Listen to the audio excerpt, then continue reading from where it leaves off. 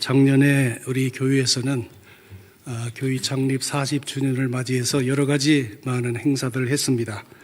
그중에 맨 마지막에 교회당 앞에 교회 표지석이라고 하는 것을 세워놓고 제막식을 한 적이 있습니다. 그때 저에게 그 표에 대한 소개를 좀 해달라 그래서 제가 아주 간단하게 이 교회 표에 대한 소개를 잠깐 한 적이 있습니다. 자, 그런데 제가 그 교회의 표의 뜻을 설명하면서 깨달은 게 있습니다. 교회에서 너희는 먼저 그 나라와 그 의를 구하라 라고 하는 이 표를 정해서 선포해 놓고 그동안 제가 한 번도 이 표에 대한 설교를 한 적이 없다라고 하는 것이 깨달아졌습니다. 그래서 참 죄송하기도 하고 부끄럽기도 하고 그래서 오늘 마침 제 시간이 주어졌기에 늦었지만 지금이라도 우리 대광교회 표가 우리에게 제시하는 그 정신과 뜻이 무엇인가라고 하는 것을 함께 나누는 시간을 갖고자 합니다. 우리 대광교회의 표로 삼은 마태복음 6장 33절 말씀은 우리가 믿는 자로 살아갈 때 꼭 지켜야 될 신앙생활의 지침을 몇 가지 제시하고 있다고 볼 수 있습니다. 우선 그 첫째로 우리 믿는 자들은 어떤 상황에서도 나는 하나님의 자녀다라고 하는 자기 신분에 대한 이 정체성을 분명히 하고 살아야 된다라고 하는 교훈을 우리 대광교회 표어는 우리에게 전하고 있습니다. 잘 아시다시피 우리 교회 표어는 오늘 본문 마태복음 6장 33절에 있는 말씀 그런즉 너희는 먼저 그의 나라와 그의 의를 구하라 그리하면 이 모든 것을 너희에게 더하시리라 라고 하는 이 말씀을 축약한 것입니다. 자, 그러다 보니까 이 말씀 속에서 맨 먼저 나오는 너희는 이라고 하는 이 단어가 생략이 됐어요. 여러분들 좀 이상하게 생각하지 않으셨는지 모르겠습니다. 왜 우리 교회 표에 너희는 이라고 하는 말이 생략되었을까? 제가 이것을 처음에 표를 정할 때 어떻게 하면 좀 간략하게 압축할 수 있을까 고민을 좀 했습니다. 그러다 보니까 자, 너희는 먼저 그의 나라와 그의 의를 구하라. 명령문이잖아요. 근데 명령문에서는 2인칭 주어를 생략해도 돼요. 그래도 뜻이 변하지 않잖아요. 그래서 이제 표를 좀 더 간략하게 하려고 축약하려고 너희는이라고 하는 말을 제가 생략을 한 것입니다. 자, 그렇다면 여러분 주님께서 오늘 33절을 통해서 말씀하신 그 너희는 과연 누구를 말하는 것이냐? 그런 두말할 필요도 없이 믿음으로 말미암아 하나님의 자녀가 된 바로 우리 예수 믿는 모든 그리스도인을 말하는 것입니다. 그래서 오늘 이 본문 말씀에 보면 불과 10절밖에 안 되는 짧은 문장입니다. 근데 10절밖에 안 되는 짧은 문장 속에서 너희라고 하는 말이 무려 12번이나 반복해서 강조되고 있는 걸 우리가 보게 됩니다. 그리고 26절에 보면 공중의 새를 기르시는 하나님께서 바로 너희의 아버지시다. 이렇게 그 너희는 누구냐? 너희를 규정하는데 너희는 하나님의 자녀다. 하늘에 계신 하나님이 바로 너희의 아버지시다. 라고 하는 것을 말씀해 주고 있는 걸 봅니다. 자, 그래서 31절과 32절에 보면 주님께서는 다시 반복해서 강조를 해 주십니다. 그러므로 염려하여 이르기를 무엇을 먹을까 무엇을 마실까 무엇을 입을까 하지 말라. 이는 다 이방인들이 구하는 것이라. 너희 하늘 아버지께서 이 모든 것이 너희에게 있어야 할 줄을 아시느니라. 하늘에 계신 하나님이 누구예요? 너희의 아버지다. 자, 그러므로 오늘 주님께서 강조해서 무려 12번이나 너희라고 말씀하시는데 그 너희는 무엇을 얘기하느냐? 내가 누구냐라고 하는 것을 확실히 알고 신앙생활하라 그런 뜻입니다. 다시 말해서 너희는 하나님의 자녀다. 하늘에 계신 하나님이 바로 너희 아버지시다라고 하는 자기 신분에 대한 정체감을 확실히 하고 어디를 가든지 하나님의 자녀답게 살아야 된다라고 하는 것이 오늘 이 표가 주는 첫 번째 의미라고 생각을 해볼 수가 있습니다. 자, 그렇다면 여러분, 우리는 본래 하나님의 자녀가 아니었습니다. 창세기 우리 성경 말씀에 보면 우리는 본래 하나님이 만드신 이 세상의 억만 피조물 가운데 하나였을 뿐이에요. 특별한 존재가 아니었어요. 근데 하나님께서 유달리 우리 인간을 사랑하셔서 하나님의 형상을 담게 만드셨고 또 하나님이 만드신 온 세상 만물을 정복하고 다스리는 이런 놀라운 특권과 은혜를 우리에게 베푸셨습니다. 그런데 인간은 어리석게도 교만해서 그 하나님의 은혜를 배반하고 하나님의 말씀을 거역하고 마귀의 속삭임에 넘어가서 죄를 범함으로 주의 저주와 멸망에 빠져있는 그런 자들이었어요. 그런데 하나님께서는 우리를 사랑하시되 끝까지 사랑하셔서 독생자 예수 그리스도를 세상에 보내서 십자가에 피 흘려 죽게 하심으로 모든 인간들의 죄를 대신 속량하게 하시고 그를 예수 그리스도로 믿는 자에게 죄사함과 주의 심판과 지옥의 형벌에서 구원해 주셨을 뿐만 아니라 영광스럽게도 하나님의 자녀가 되게 하는 놀라운 은혜를 우리에게 허락해 주셨다라고 하는 겁니다. 하나님의 공의로 볼 때는, 냉정하게 볼 때는 우리는 심판받아 마땅한 자들입니다. 지옥의 형벌을 받아 마땅한 자들입니다. 버림받아 마땅한 자들입니다. 그런데 우리가 지은 죄보다도 하나님의 은혜와 사랑이 더 커서 그 하나님의 사랑과 은혜로 인해서 우리가 구원받고 하나님의 자녀가 되었다라고 하는 것입니다. 그래서 이제 우리가 하나님의 자녀가 되었으므로 우리에게 어떤 변화가 찾아오느냐, 우리가 이 상 살아갈 때 하나님이 우리의 아버지가 되어주셔서 우리의 모든 삶 전반을 책임져 주신다라고 하는 것입니다. 그 중에 일부가 오늘 이 본문이 나오는 말씀이에요. 우리가 인생 살아가면서 우리가 걱정하는 것이 무엇이 있습니까? 무엇을 먹을까, 무엇을 마실까 하는 거잖아요. 그런 문제 하나님께서 다 책임져 주신다는 거예요. 공중의 새도 기르시는 하나님께서 어찌 자녀된 너희들의 먹을 양식을 공급해 주지 않겠느냐. 예수님 당시에는요, 입는 문제가 굉장히 심각했어요. 요즘은 옷장에 가면 옷이 얼마나 많은지 몰라요. 그런데 옛날에는 그 집의 문제, 거주 문제보다도 옷 문제가 얼마나 어려웠는지 몰라요. 심지어 예수님께 십자가에 달려 돌아가실 때 그 사형수의 겉옷을 로마 군병들이 이 제비 뽑아 나눴어요. 그 정도로 옷이 귀했어요. 그래서 예수님은 이 옷 입는 문제도 말씀하세요.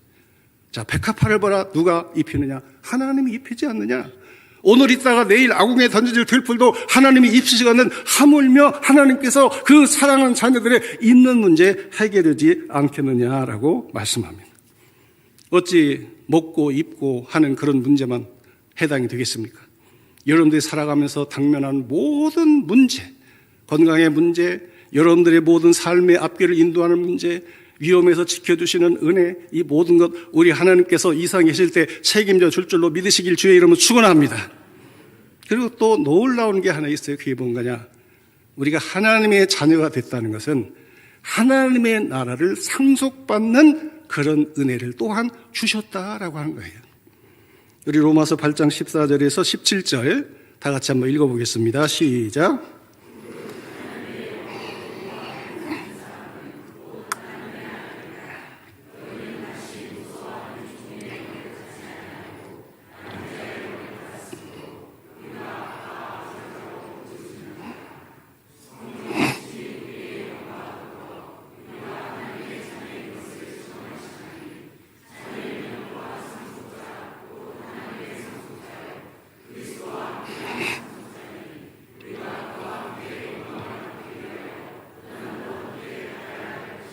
아멘, 아멘.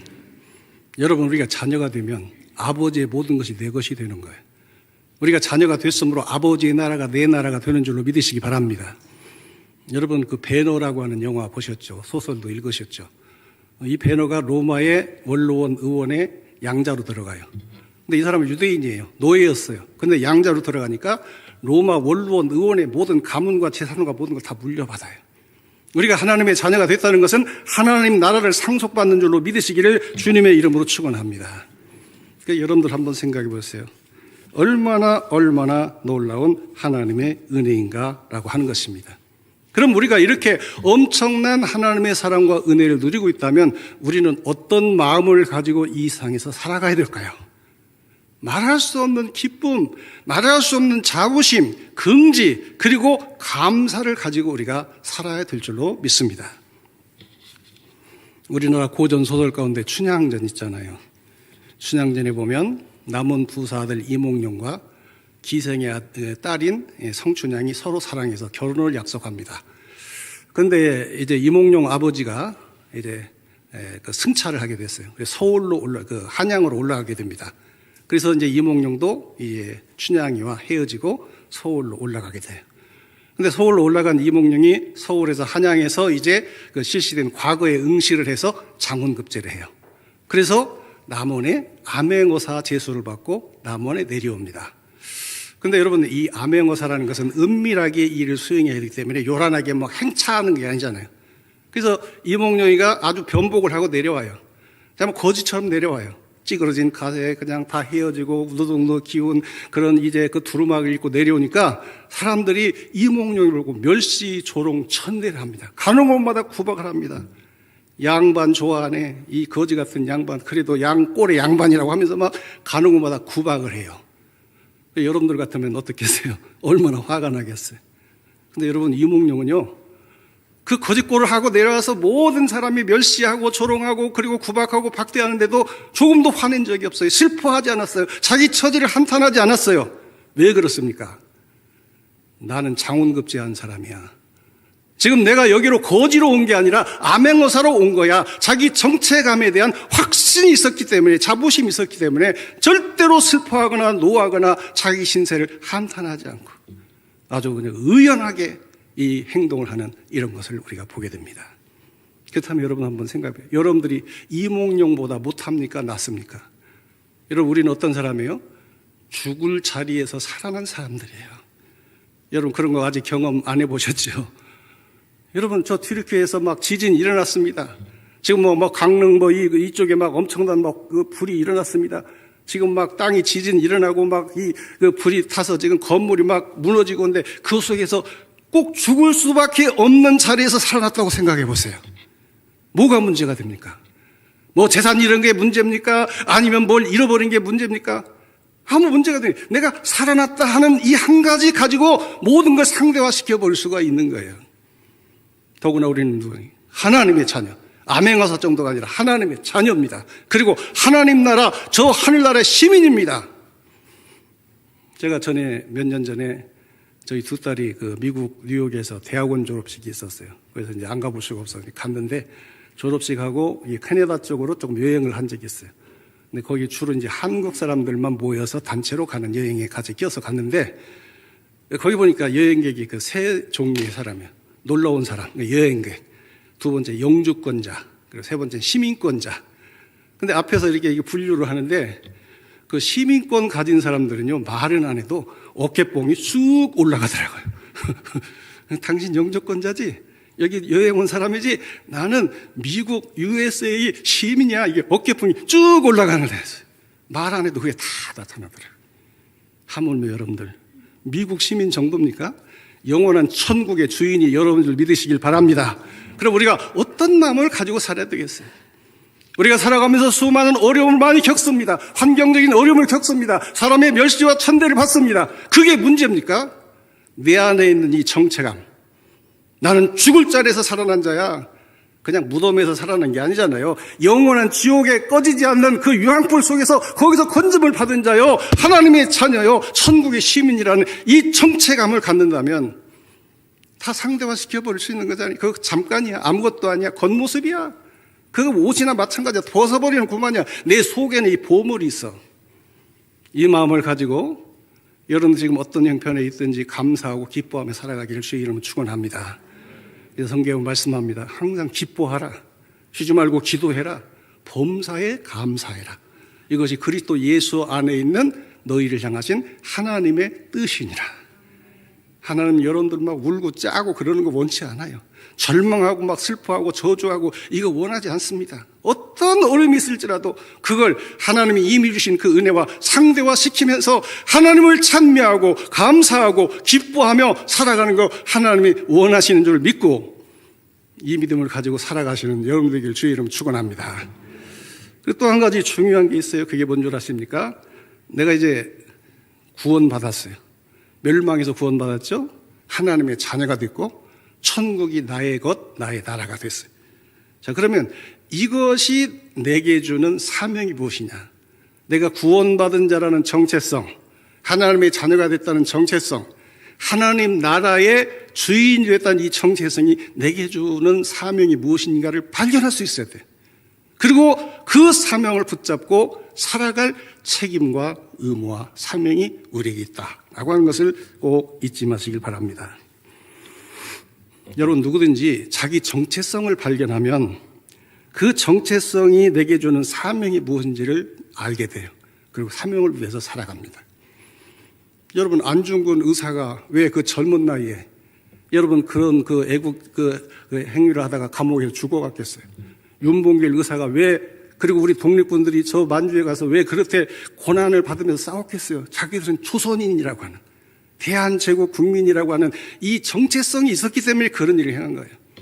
여러분, 모세를 보시기 바랍니다. 모세는 본래 히브리 사람, 하나님의 그 택한 백성이에요. 근데 어려서 젖먹이 때 애굽 바로의 공주의 아들로 이제 그 양자로 들어가서 애굽의 왕자로 자라나게 됐어요.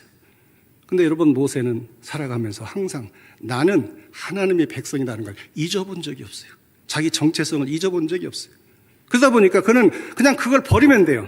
정체성을 버려보고 잊어버리면 그냥 애굽의 왕자로서 애굽 왕궁에서 호화호식며 살 수 있는데 그걸 다 버립니다. 버리고 하나님의 백성과 함께 고난받는 길을 택하는 것을 보게 됩니다. 그래서 히브리서 11장 24절 이하에 보면 모세의 믿음에 대해서 히브리서 기자는 이렇게 증거합니다. 믿음으로 모세는 장성하여 바로의 공주의 아들이라 칭함받기를 거절하고 도리어 하나님의 백성과 함께 고난받기를 잠시 죄악의 낙을 누리는 것보다 더 좋아하고 그리스도를 위하여 받는 수모를 애굽의 모든 보화보다도 더 큰 재물로 여겼으니 이는 상 주심을 바라봅니다. 이렇게 증거하고 있는 걸 봅니다. 그렇다면 여러분 다시 한번 생각해 보세요. 멸망에서 구원받은 자에게 주어지는 사명이 뭐겠어요? 하나님의 자녀에게 주어진 그 사명이 무엇이겠어요? 영원한 천국의 주인입니다. 여행객이 아니에요. 구경꾼이 아니에요. 놀러온 사람이 아니에요. 그 기업의 주인이에요. 아버지가 그 하나님이시고 내가 그의 자녀. 그러면 이 하나님 나라의 상속자에게 주어진 그 사명이 무엇이겠어요? 두말할 필요도 없이 하나님이 가장 기뻐하시고 원하시는 그 하나님 나라를 이루는 그 일을 위해서 내가 무엇을 해야 될 것인가 생각하고 그 일을 행하는 것. 이것이 바로 구원받고 하나님의 자녀가 되고 천국 백성이 된 자에게 주어진 사명인 줄로 믿으시기를 바랍니다. 주님은 바로 그 말씀을 하시는 거예요. 지금 이 마태복음 6장 33절 앞에 막 길게 장황하게 말씀하시잖아요. 그러면서 그런즉 너희는, 그래요. 그런즉이 뭐예요? 너희가 하나님의 자녀가 됐으니, 하나님의 자녀가 됐다는 구원 받았다는 뜻 아닙니까? 그리고 하나님의 자녀가 되면 자동적으로 하늘나라를 상속받지 않습니까? 그러니까 구원 받았으니, 하나님의 자녀가 되었으니, 그리고 하늘나라에 너희가 주인이 되었으니 이제는 어떻게 살아요? 먼저 그의 나라를 구하고 먼저 그의 뜻을 구하는 삶을 살아라. 이것이 우리에게 주어진 사명이다라고 말씀하고 있는 걸 봅니다. 여러분, 우리 교회에 펴보면 먼저 그의 나라와 그 의의를 구하라. 이 말씀에 대해서 잠깐 제가 설명을 좀 해야 될 필요가 있을 것 같아요. 그의 나라가 뭐냐? 이건 하나님 나라를 얘기하는 거예요. 너희는 먼저 하나님 나라를 구하는 삶을 살아라. 구하라는 것은 그것을 위해서 기도해라. 그리고 그것을 위해서 노력해라. 그런 뜻이에요. 여러분, 하나님의 나라는 이게 본래 뜻은 뭔가 하면은 하나님의 다스림을 받는 나라를 얘기해요. 그런데 이제 이 하나님의 나라는 성경에 두 가지가 있어요. 첫째는 뭔가 하면 예수님께서 오셔서 시작된 하나님의 나라. 근데 그 나라는 처음에는 미미하게 시작돼요. 그러면 점점 자라게 돼요. 그리고 그 나라의 특징은 뭔가 하면 계속 성장해야 된다는 말하자면 과제가 주어지고, 그러면서도 그 하나님의 나라는 불완전해요. 왜냐하면 그 안에는 뭐가 있는가 하면 알곡도 있고 가라지도 있어요. 마귀가 심은 가라지도 있고, 또 어떤 쭉정이도 있어요. 쭉정이. 생명이 없는 쭉정이도 있어요. 그러니까 근데 이것은 바로 우리 교회를 얘기하는데, 교회는 불완전한 곳이에요, 여러분들. 여러분, 이걸 먼저 아시고 신앙생활을 하시길 바랍니다. 어떤 사람은 교회 다니면 모든 성도가 다 천사인 줄 알아요. 예수님 닮은 사람인 줄 아는데 절대로 그렇지가 않아요. 교회 안에 심어놓은 마귀가 심어놓은 가라지도 있고, 그리고 아직 성숙되지 못한 어린 신앙도 있고, 어떤 때는 믿음도 없는 겉 모양만 껍질인 그런 사람도 있는 거예요. 이것이 말하자면 이 세상에 있는 하나님의 나라, 교회입니다. 그리고 두 번째는 뭔가 하면, 그런데 이 모든 약점을 완전히 이제 완성한, 예수님이 재림하시고 세상에 종말이 임하고 하나님께 이상 불로 소멸하시고 새로운 새하늘과 새 땅을 창조하신데, 그때 이루어지는 완성된 천국, 완성된 하나님의 나라가 바로 새하늘과 새 땅이에요.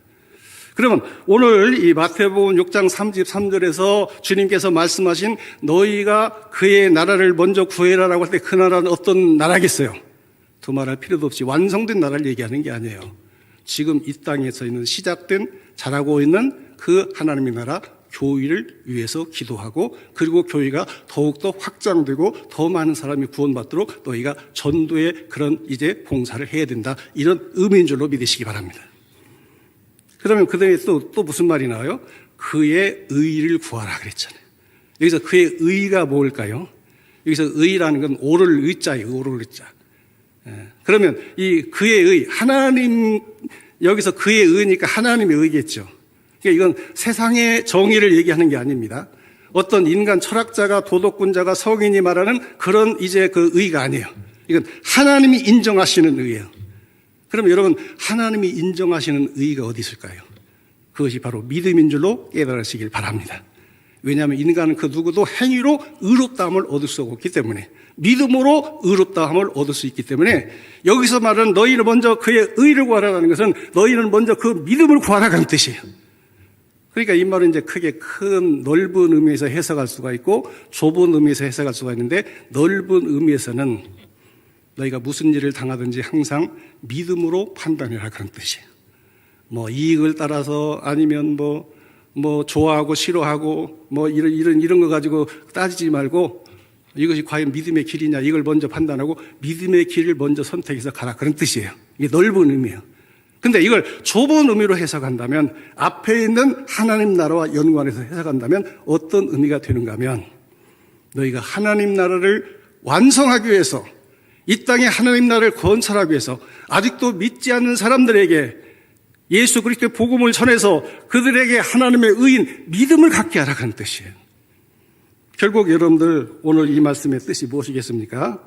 너희는 먼저 그의 나라와 그 의를 구하라는 이 말씀은 말할 수 없는 하나님의 은혜로 구원받고 하나님의 자녀가 되었고 영원한 천국의 상속자가 되었다고 한다면, 어디에서 어떤 모습으로 살든지 내가 있는 그곳에서 하나님 나라의 확장과 하나님 나라의 완성을 위해서 항상 기도하기를 힘쓰고 그리고 헌신해야 된다, 이런 의미인 줄로 믿으시기를 주님의 이름으로 축원을 드립니다.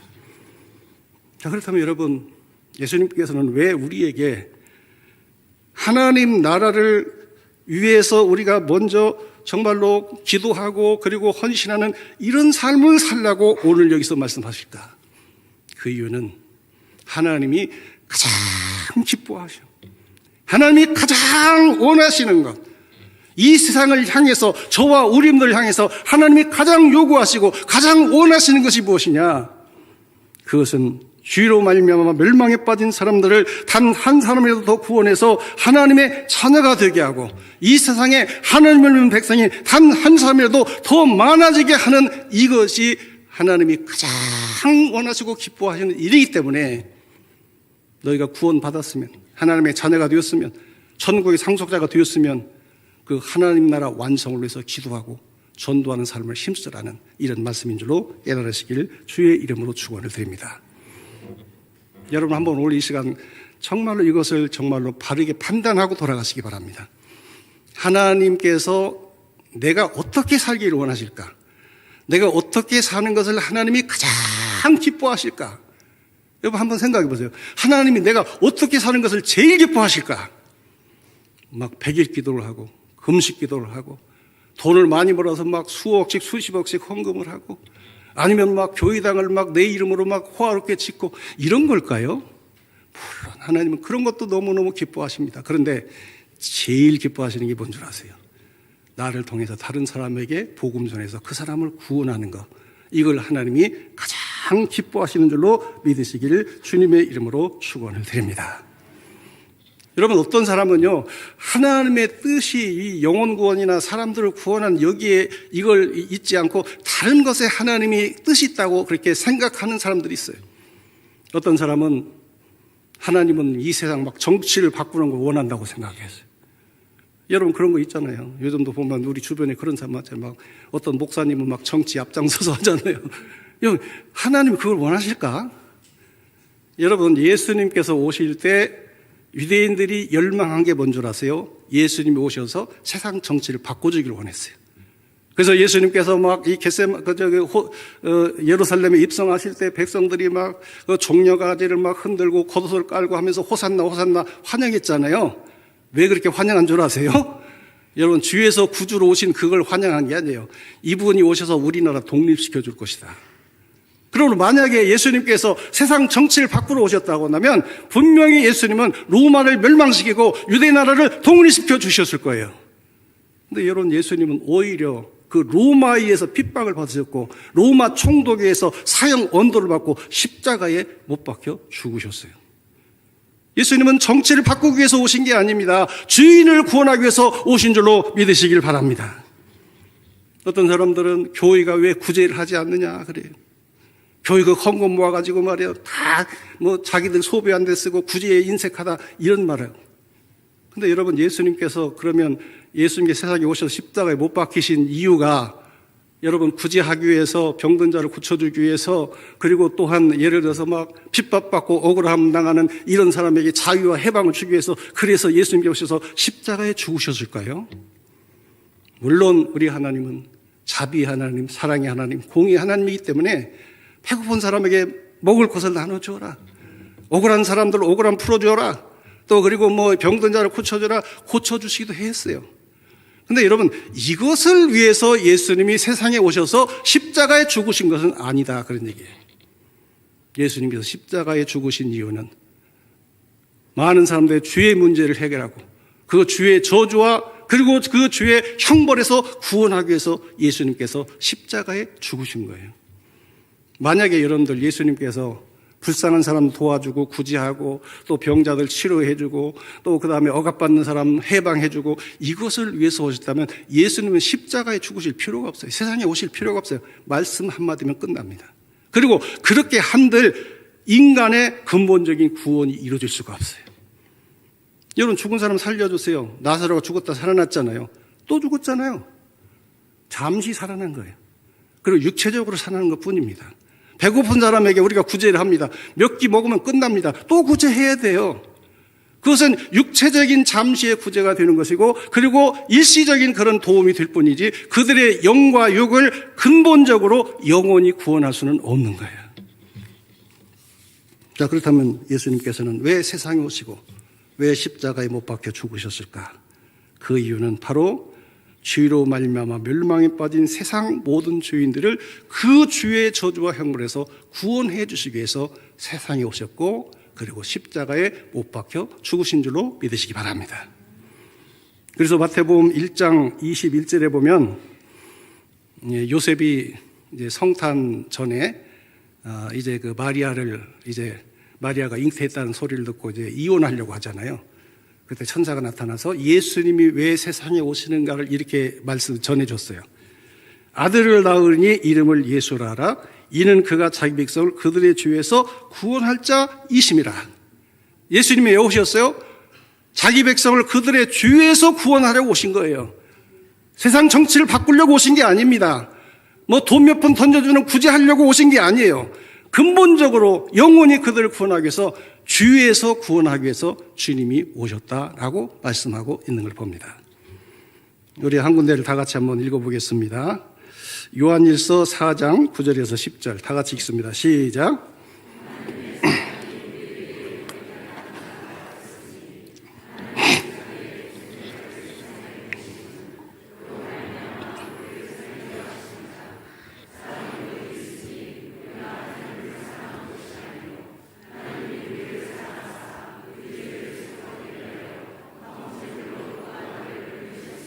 아멘, 아멘. 하나님이 우리 죄를 속하기 위해서 화목제물로 그 아들을 보내셨다. 우리 죄의 문제를 해결해 주시기 위해서 하나님이 아들을 보내신 줄로 믿으시기를 주님의 이름으로 축원을 합니다.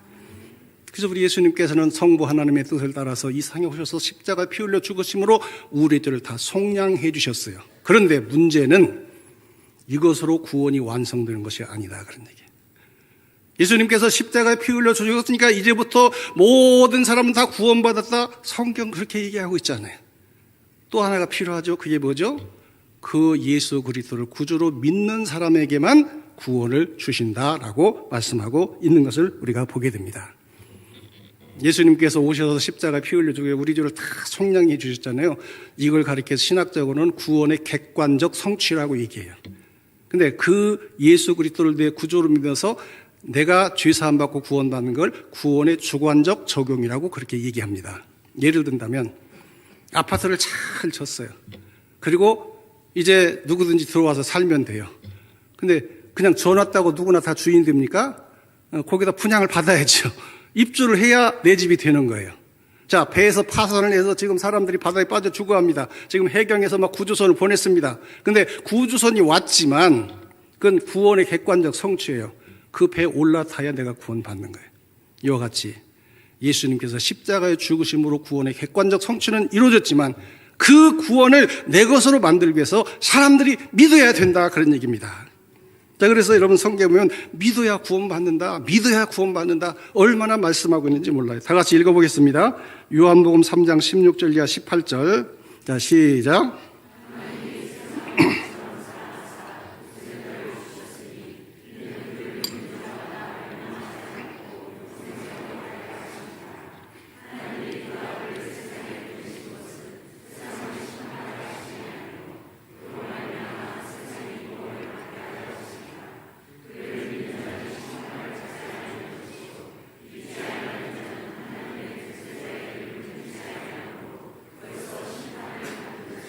아멘, 아멘. 여러분 이거 확실히 아시기 바랍니다. 예수님께서 아무리 세상에 오셔서 십자가에서 우리 죄를 위해서 다 속량의 죽음을 죽으셨지만 믿어야 구원받는 거예요. 여러분 출애굽기서에 보면 이스라엘 백성이 광야를 가다가 하나님을 원망하다가 불뱀에 물려 다 죽게 됐어요. 근데 막 하나님이 심판을 막 하셨는데 모세가 불쌍하게 해서 그 백성을 위해서 기도하니까 하나님이 이렇게 말씀해요. 너 장대 그때 그 불뱀 모습을 구리로 만들어서 꼭대기에다 달아라. 그리고 그걸 쳐다보는 사람은 살고 쳐다보지 않는 사람은 죽으리라 그랬어요. 근데 여러분 그때 두 부류가 딱 나네요. 어떤 사람은 쳐다보고 거기서 병이 났어요. 근데 어떤 사람은 죽어도 안 쳐다보는 거예요. 이것이 구원의 주관적 적용인 거예요. 그러니까 여러분들 사람들이 예수 믿게 하는 것이 얼마나 중요한가라고 하는 거예요. 사람들을 예수 믿게 하지 않으면 우리 예수님의 그 십자가 죽음이 헛되게 되는 거예요. 그럼 어떻게 해야 우리가 사람들이 구원을 받게 합니까? 어떻게 해야 믿음을 갖게 합니까? 전도가 있어야 되는 거예요. 전도가. 전도 없이는 그 누구도 예수를 구주로 믿을 수가 없는 겁니다. 그래서 로마서 10장 13절 이하 14절 그리고 17절에 이렇게 말씀합니다. 누구든지 주의 이름을 부르는 자는 구원을 받으리라. 그런즉 믿지 아니하는 일을 어찌 부르리요? 듣지 못한 일을 어찌 믿으리요? 전파하는 자가 없이 어찌 들으리요? 그런즉 믿음은 들음에서 나며 들음은 그리스도의 말씀으로 말미암느니라. 믿음이 언제 일어납니까? 복음이 전파될 때, 전도할 때. 전도라는 것은 복음을 전하는 걸 전도라고 얘기하는 거예요. 그때 성령께서 그의 마음속에 역사하시고 감동하시면 그가 예수를 구주로 믿고 구원을 받게 될 줄로 믿으시기를 주님의 이름으로 축원합니다. 그래서 예수님이 할 일은 다 하셨어요. 하나님이 하실 일 다 하셨어요. 그래서 이제는 우리가 할 일이 남았어요. 그것이 뭔 줄 아십니까? 전도인 줄로 믿으시기를 바랍니다. 그래서 마태복음 28장 19절 이하 20절에 보면 바로 이 전도의 명령을 주님이 우리에게, 이걸 우리는 가리켜서 최후의 명령, 유언적 명령, 지상명령이라고 얘기해요. 자, 그러므로 너희는 가서 모든 민족을 제자로 삼아 아버지 아들과 성령의 이름으로 세례를 베풀고 내가 너희에게 분부한 모든 걸 가르쳐 지키게 하라. 볼자다 내가 세상 끝날까지 너희와 항상 함께 있으리라. 여러분 이 말씀이 무슨 명령이라고 생각드세요? 흔히 제자훈련을 강조하는 분들은요, 이게 제자훈련의 명령이라고 그래요. 틀린 말이에요. 죄송하지만 제가 대학원 졸업할 때도 이 제자훈련 논문 썼고 목회학 박사 할 때도 제자훈련 논문을 썼어요. 여러분 제자훈련은 무엇이 원형인 줄 아십니까? 성경이 말하는 제자훈련은 전도해서 전도한 사람을 세례주고 믿음을 줘서 세례주고 그 다음에 세례 받은 사람을 제자훈련 시키는 거예요. 제자훈련이 먼저가 아니에요. 전도가 먼저예요. 전도가 없는 제자훈련은 있을 수가 없는 거예요. 근데 우리 요즘 우리 현대 교회 그리고 우리 한국 교회가 이미 교회 안에 있는 사람이 제자훈련을 안 받은 거예요. 그러니까 급하니까 먼저 하는 거예요. 근데 원래 제자훈련이 뭔 줄 아세요? 전도로 시작된 제자훈련이에요. 그러니까 이건 제자훈련의 명령이 아니라 전도의 명령이에요. 그래서 오늘 본문 보세요. 너희는 가라고 했잖아요. 어디로 가라 해서 모든 민족에게로 가서 이제 그들로 하여금 세례를 받게 하라. 세례 받는 사람은 믿는 사람이 세례 받습니까? 안 믿는 사람이 그 세례 받게 됩니까? 안 믿는 사람이 복음 전에 세례 주는 거예요. 그 다음에 하나님의 말씀을 가르쳐서 제자가 되게 하라. 이렇게 말씀하고 있는 것을 우리가 볼 수가 있습니다. 그러니까 여러분들 이 마태복음 28장 19절 이하 20절 말씀은 제자훈련의 명령이 아니에요. 이것은 전도의 명령이고 제자훈련은 그 속에 되는 한 부분일 뿐입니다. 그래서 마가는 바로 이 부분을 어떻게 재해석해서 어떻게 이렇게 전했는가 하면 아주 명료하게 직설적으로 전도의 명령으로 바꿔서 기록을 했어요. 제가 거기를 한번 읽어보겠습니다. 마가복음 16장 15절 16절에 보면 마가는 똑같은 장면 마태복음 28장 19절도 20절 장면을 이렇게 증거하는데요. 또 이르시되 너희는 온 천하에 다니며 만민에게 복음을 전파하라. 믿고 세례를 받는 사람은 구원을 얻을 것이요 믿지 않는 사람은 종주를 받으리라. 하나님이 하실 일은 다 하셨어요. 이제 누가 할 일이 있어요? 우리가 해야 될 일이 있습니다. 그리고 우리가 그런 일을 하기를 하나님께서는 지금도 안타깝게 기다리고 계신 줄로 믿으시기 바랍니다. 우리 한 군데 더 읽어보겠습니다. 베드로후서 3장 8절에서 9절 시작.